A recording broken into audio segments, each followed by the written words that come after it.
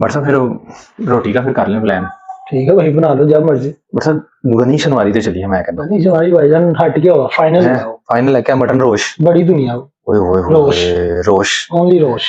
रोश ते मेरे उड़ गए ने होश यकीन करो हो सोच के ही उड़ गए ने बंदा होश ही बंदा बंदा होश उड़ना बंदा है। वही बनाओ प्लान मैं कहना गनी शनवारी दी। अस्सलाम वालेकुम, मैं हूं आपका भाई ज़मीर सुल्तान। और असल में आज मेरा प्लान तो किसी दोस्त से किसी आम रेसलर से मुलाकात का किसी और चक्कर में ही था। आपको पता है ईद के चक्कर में ही था, वो ईद मिलन और दूसरे प्लान्स थे। लेकिन अब इस मुलाकात का जो मज़ा है वो तकरीबन डबल ट्रिपल हो गया। तो उसमें गुड न्यूज़ भी है और मोटिवेशन भी है, सब कुछ है। तो आइए फिर मेरे ख्याल है उसी की तरफ ही चलते हैं। मेरे साथ आज मौजूद हैं ऐसे आर्म रेसलर, ऐसे प्लेयर, ऐसे क्या क्या कहूँ। अब मेरा ख्याल है कि मैंने जितनी बार उनका अपने प्रोग्राम में इंट्रोडक्शन करवा दिया है, तो अब तो खैर नहीं बनता। अब तो बनता ये है कि मैं कैमरा ऑन हुआ करे, मैं हुआ करूँ, सामने वो फेस आ जाया करे, तो बस आप समझ जाया करें। तो मेरा ख्याल है कि किसी भी अब तारुफ करवाने की ज़रूरत तो नहीं है। तो अगले ही सीन में जैसे ही हमारे साथ वो तशरीफ लाते हैं तो आप खुद ही पहचान भी जाएंगे। मान तो आप गए हुए हैं माशाल्लाह। जी मेरी तरफ से भरपूर वेलकम है Usman but, Sunny but, iron but. बाकी अगर मैंने वो फिर अगले और बट शुरू कर दिए तो वो फिर बात जरा दूर निकल जाएगी। नहीं बस इतना ही तो ठीक है। हम इतने बट्स तक ही रहते हैं। तो जी उस्मान बट, मैंने आपको बताया था कि किसी तारुफ की अब जरूरत नहीं है। जितना माशाल्लाह इनके साथ मैंने प्रोग्राम्स कर लिए हैं, ट्रेनिंग प्रोग्राम्स किए हैं, इंटरव्यूज किए हैं, उसके अलावा व्लॉगिंग की है हमने, आउट ऑफ सिटी के टूर्नामेंट्स और बड़ा कुछ अल्हम्दुलिल्लाह सारे चैनल पे अपलोडेड भी हैं। तो अब तो नहीं इतनी कोई खासी जरूरत कि अब हम शुरू से वही तमहीद बांधे और उस तरह से बात करें। तो और आज का मौजू, आज की जो गुड न्यूज़ है वो भी डबल हो गई है अल्हम्दुलिल्लाह हमारी। तो मेरा प्लान भट्ट साहब के साथ था ईद पे मुलाकात का, आपको पता ही है। दूसरा दिन तो मेरे ख्याल भट्ट साहब आपका भी ना जाए तो आगे सुसाइल ससुराल डे। सुसाइल डे था और सारा मामला था। तो हमने फिर प्लान किया था कि हम ईद के तीसरे दिन इंशाल्लाह ताला मुलाकात करेंगे, हो सके तो थोड़ी बहुत प्रैक्टिस भी कर लेंगे। भट्ट साहब को जैसे ही वो गुड न्यूज़ रिसीव हुई कि अल्हम्दुलिल्लाह सिलेक्शन भी हो गई है, और इस तरह आपको पता है वो मुख्तलिफ किस्म के प्रोसेसेस होते हैं, वीज़ा और वो सारा मामला। तो वो हर तरह की अल्हम्दुलिल्लाह चीज़ों से वेरिफिकेशन होके और हर चीज़ कंप्लीट हो गई है। जी भट्ट साहब, हमें ज़रा बता दें कि एशियन आर्म रेसलिंग चैंपियनशिप कब और कहाँ होने जा रही, क्या शेड्यूल है इसका? यह 21st Asian arm wrestling championship Ajman Dubai में होने जा रही है। 29th अप्रैल टिल 4th मई इंशाल्लाह। तो भट्ट साहब आपकी प्रैक्टिस कैसी है? यार अल्हम्दुलिल्लाह प्रैक्टिस बहुत अच्छी है, क्योंकि मेरा तो फोकस ही ये था कि जब से मैं वर्ल्ड खेल के आया था तो उसके बाद अल्हम्दुलिल्लाह मैंने ज़हन बनाया हुआ था कि इंटरनेशनल आगे कोई मिस नहीं करना।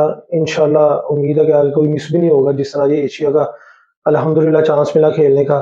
तो तैयारी तो माशाल्लाह बड़ी ज़बरदस्त है, बाकी आगे अल्लाह की मर्जी। अच्छा भट्ट साहब, एक टेक्निकल क्वेश्चन जो मेरे जेहन में आ रहा है ना, तो मैं अक्सर आपसे पूछ भी रहा होता हूँ लेकिन आप मुझे गोलमोल कर जाते हम्म, हैं। इंटरनेशनल लेवल का टूर्नामेंट है, एशियन आर्म रेसलिंग चैंपियनशिप है, हम्म। और तैयारी भी फिर इंटरनेशनल लेवल की चाहिए ऑब्वियसली। तो ये जो बीच में रमजान का गैप आया, रमजान में आपने अपनी डाइट और ट्रेनिंग को कैसे मैनेज किया? यार सबसे पहले तो अल्हम्दुलिल्लाह अल्लाह ताला का शुक्र अदा करूँगा कि अल्लाह ताला ने मौका दिया इस बाबरकत महीने में तमाम रोज़े रखने की तौफीक दी, सेहत तंदुरुस्ती के साथ, ये बड़ी अल्हम्दुलिल्लाह एक नेमत है। तो दूसरा यार इसमें डाइट का कोई इतनी रॉकेट साइंस नहीं है, मतलब अगर आप अपनी डाइट पूरी करना चाह रहे हैं, सहरी करें, ठीक है, अफ्तारी जब आप करते हैं, अफ्तारी नॉर्मल सी हो, ठीक है, ना इतना ज़्यादा खाएँ और ना इतना कम खाएँ, जिससे आपको वीकनेस भी हो, ठीक है। अफ्तारी नॉर्मल सी करें और ताकि आप घंटे 2 घंटे बाद अपना अगला मील ले सकें। वर्कआउट का क्या आपका प्लान था इसमें, किस टाइम करते थे, क्या मामला? यह वर्कआउट ऑब्वियसली अफ्तारी के बाद ही करता था मैं, और क्योंकि ये अपॉर्चुनिटी थी कि रात 12-1 बजे तक जिम ओपन थे। अगर आप लेट नाइट भी जाते हैं तो आप अपनी 2-3 मील लेके आप जिम जाएँ और वापसी पे आके अपनी वही सैरी करें। भट्ट साहब, कुछ दोस्तों का, प्लेयर्स का कहना है कि आप माशाल्लाह तैयारी भी अच्छी कर लेते हैं इंटरनेशनल लेवल की, उसके बाद टूर पे भी चले जाते हैं, टूर्नामेंट भी खेल लेते हैं, माशाल्लाह नाम भी बना लेते हैं, साथ घूम फिर के भी आ जाते हैं। तो इस सयानपति का क्या राज है? यार सबसे पहले तो अल्हम्दुलिल्लाह मुझे इंटरनेशनल टूर्स के लिए ना आर्म रेसलिंग के बहाने की ज़रूरत नहीं है।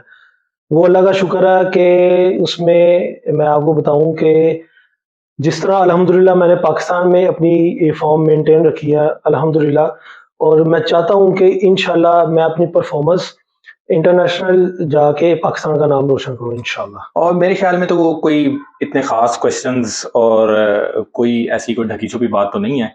तो सबको तमाम सिनेरियोज का पता है। हमारे आर्म रेसलर्स भी माशाल्लाह अब काफ़ी अवेयर हैं इस मामले में कि पाकिस्तान आर्म रेसलिंग कम्युनिटी में क्या क्या हो रहा है, क्या चल रहा है। तो आज की चूंकि ये एक ब्रेकिंग न्यूज़ थी और लेटेस्ट, और समझ लें कि मेरी नज़र में तो ये ब्रेकिंग न्यूज़, लेटेस्ट न्यूज़ से ज़्यादा ये एक मोटिवेशनल न्यूज़ है। मोटिवेशन इस सेंस में कि आर्म रेसलिंग हो या दुनिया की कोई भी स्पोर्ट्स हो, मेरे ख्याल में उसका हक अदा ऐसे ही किया जा सकता है कि आप इंटरनेशनली, आप बैनुल अक़वामी सतह पर आप इंटरनेशनल टूर्नामेंट्स खेलें और वहाँ पाकिस्तान का नाम बनाएँ। ये लिमिटेशंस और ये जो तमाम तरह की रिस्ट्रिक्शंस हैं, आप इन्हें लेम एक्सक्यूज़ेज़ भी कह सकते हैं स्पोर्ट्स की ज़ुबान में, तो ये सिर्फ़ इंसान के अपने माइंड में होते हैं। मैं आपको साथ-साथ ये भी बताता चलूँ कि उस्मान भट्ट साहब सिर्फ़ और सिर्फ़ ज़िंदगी में आर्म रेसलिंग ही नहीं करते। यानी कि ये बात नहीं है कि ये कोई ऐसे शख्स हैं कि जिन्हें और कोई दुनिया का काम नहीं है। ऑब्वियसली एक ज़िम्मेदार शहरी होने के नाते ये जॉब करते हैं, माशाल्लाह अपना हलाल कमाते हैं, फिर बीवी-बच्चों को मैनेज करना, फिर वो सारी चीज़ें और भी ज़िंदगी के तमाम तर मामलात जो आपके और मेरे और हर आम पाकिस्तानी के साथ जुड़े हैं, वो तमाम तर मामलात से ये भी गुज़रते हैं। लेकिन मोटिवेशन इसमें ये है कि इन सब को, बाकी मामलात को हैंडल करने के बावजूद ये अपनी गेम को, आर्म रेसलिंग को, और फिर ऐसी गेम को कि जिससे अभी तक पाकिस्तान में या इंटरनेशनली कोई ऐसी एग्जाम्पल नहीं बन पाई, कोई ऐसा रोल मॉडल, कोई ऐसी एग्जाम्पल नहीं बन पाई कि किसी ने आर्म रेसलिंग से लाखों करोड़ों रुपया अर्न कर लिया हो। तो मैं समझता हूं कि फिर भी इस तरह गेम को टाइम देना, इतनी डेडिकेशन के साथ तैयारी करना और इस तरह टूर्स पे जाना, और हर बार देखें, हर बार जुगाड़, हर बार जैक नहीं लगते। कभी ऐसा अभी तक तो हिस्ट्री में पॉसिबल नहीं हुआ कि आपको इंटरनेशनल टूर के लिए कोई स्पॉन्सरशिप मिले और कोई बंदा ऐ नहीं उठ के आपको कह दे कि यार ठीक है, ये ले पकड़, मैं तुझे 5-10 लाख रुपए आएंगे, जितने पैसे भी चाहिए चल मैं तुझे देता हूं, तो फिर तू तैयारी कर। और हम इस इंतजार में बैठे रहें कि भाईजान कोई उठ के आएगा, हमें स्पॉन्सर करेगा, तो फिर हम जाएंगे। ऐसा बिल्कुल भी नहीं है। उसकी सबसे बड़ी एग्जाम्पल भी हमारे साथ ही बैठी है। उस्मान भट्ट साहब को इस टूर के लिए भी, स्पॉन्सरशिप के लिए ऑब्वियसली इन्होंने कोशिश की होगी, सब कुछ किया होगा जिस तरह पहले वाले मामला चलते हैं, लेकिन इस बार स्पॉन्सरशिप नहीं था, तो वो अपने सेल्फ फाइनेंस पर उन्होंने इसको मैनेज किया। ये भी एक सबसे बड़ी मोटिवेशन है। तो मेरे ख्याल में आपको मेहनत करते रहना चाहिए। आप स्पॉन्सरशिप्स और बड़ी-बड़ी सपोर्ट्स जैसी हमने अपने ज़हनों में बनाई हुई हैं, उसका इंतज़ार किए बगैर आपको आर्म रेसलिंग हो या कोई भी स्पोर्ट्स हो, उसके साथ जुड़े रहना चाहिए।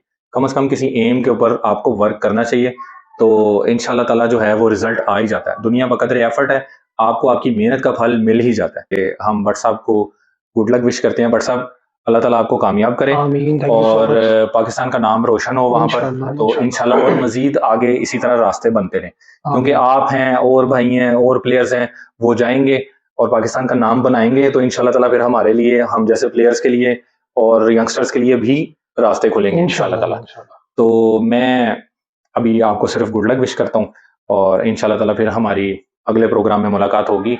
आप सब भाइयों से भी सपोर्ट करते रहिएगा। तो फिर तब तक के लिए अल्लाह हाफ़िज़। अल्लाह हाफ़िज़। भट्ट साहब, फिर रोटी का फिर कर लें प्लान। ठीक है भाई, बना लो जब मर्ज़ी। भट्ट साहब, गनी शनवारी ते चलिए, मैं कहना नहीं हमारी भाईजान हट गया हुआ, फाइनल है, है वो। फाइनल है क्या? मटन रोश? बड़ी दुनिया वो। ओए होए रोश, होए, रोश ओनली रोश। रोश ते मेरे उड़ गए ने होश, यकीन करो, हो सोच के ही उड़ गए ने बनदा ही होश। बंदा है बनदा होश उड़ना बनदा है। ਉਹੀ ਬਣਾਓ प्लान, मैं कहना गनी शनवारी ਦਾ ਹੀ। तो फिर इंशाल्लाह ताला मोर पाने, बाकी जीत के आओगे तो ਵੱਡੀ ਪਾਰਟੀ इंशाल्लाह, इंशाल्लाह ठीक है। बस अल्लाह ताला ਹੁਣ अपने ਫਿਰ हक ਛੋਟੀ, मान ਫਿਰ रखे। ਬਾਅਦ ਚ ਫਿਰ ਵੱਡੀ इंशाल्लाह ताला। चलो ठीक है, ओके, प्रोग्राम तो फिर होंदी रहन। डन।